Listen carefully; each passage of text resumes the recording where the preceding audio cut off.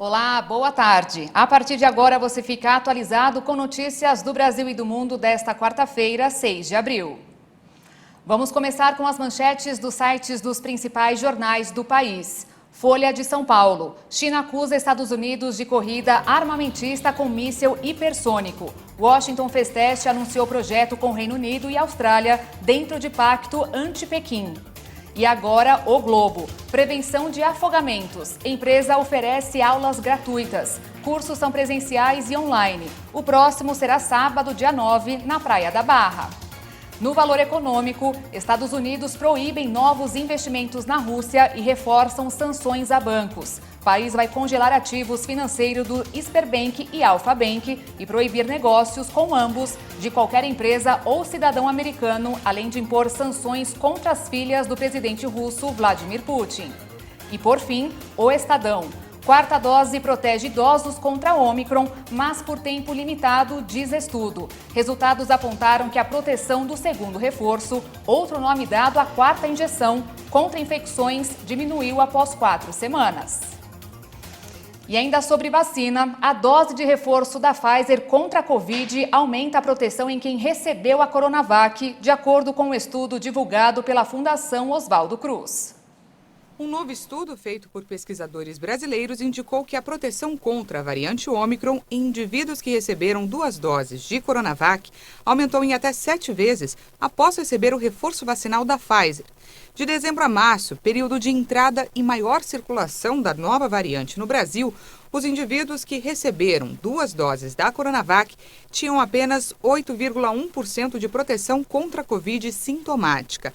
Ao receber uma terceira dose da Coronavac, o chamado esquema homólogo com a mesma vacina, a proteção subiu para apenas 15%.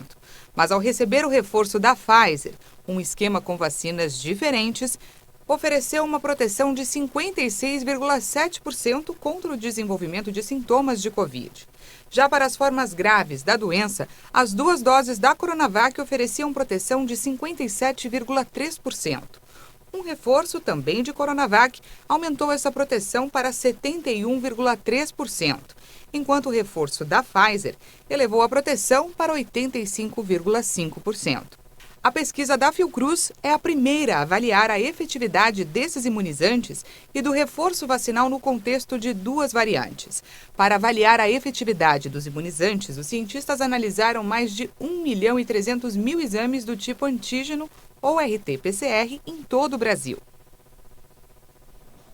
E olha só esse alerta feito pela Câmara Técnica de Certificação de Erradicação da Poliomielite no Brasil. A doença pode voltar. O vírus provoca paralisia em até 10% dos infectados. Segundo o Ministério da Saúde, faz 7 anos que o número de imunizados fica abaixo da meta. No ano passado, apenas 67% das doses disponíveis da vacina Sabin foram aplicadas. E ainda no Brasil, os preços das passagens de avião aumentaram em março e devem seguir o mesmo ritmo neste mês. Essa alta tem relação com o preço do querosene de aviação, que está sendo afetado pelo aumento no preço do petróleo em meio à guerra no leste europeu. As rotas com origem nos aeroportos de São Paulo apresentam aumentos que variam de 16% até 40% na comparação com o mês de fevereiro. Destinos de alta demanda do mercado doméstico foram as mais impactadas. Em fevereiro, uma passagem de São Paulo ao Rio de Janeiro custava em média R$ 504. Já no mês passado, o valor chegava a R$ 598, uma alta de 19%. Para Recife, a alta foi de 40%, passando de R$ 559 para R$ 783.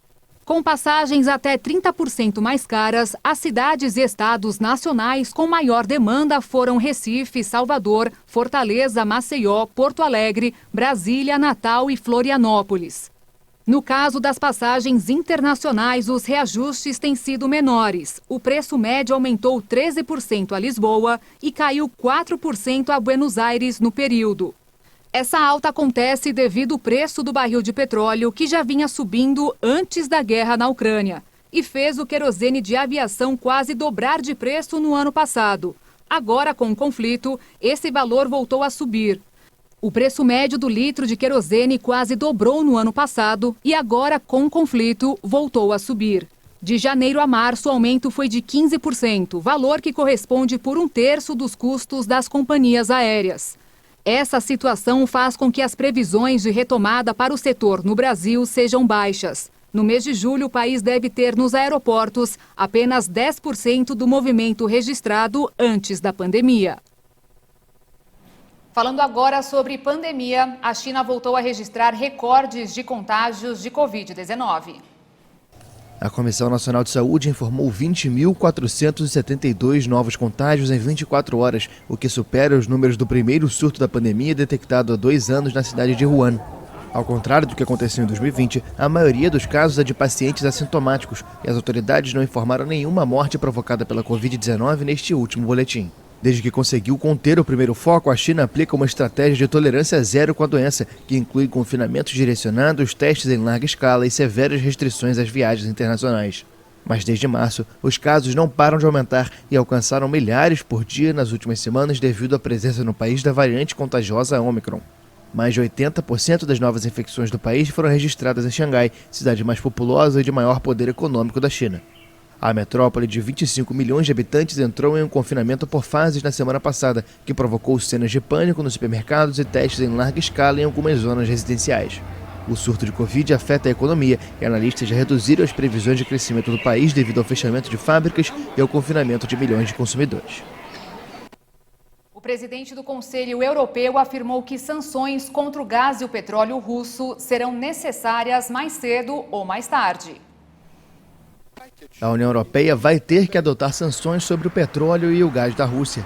Quem fez esta avaliação foi o presidente do Conselho Europeu, Charles Michel, diante do parlamento do bloco. Ele também denunciou crimes contra a humanidade cometidos em Bucha e em outras cidades da Ucrânia. The new package includes a ban on coal import. O novo pacote inclui um veto na importação de carvão. Senhoras e senhores, acho que medidas no gás e petróleo vão ser necessárias mais cedo ou mais tarde. Even gas will also be needed sooner or later.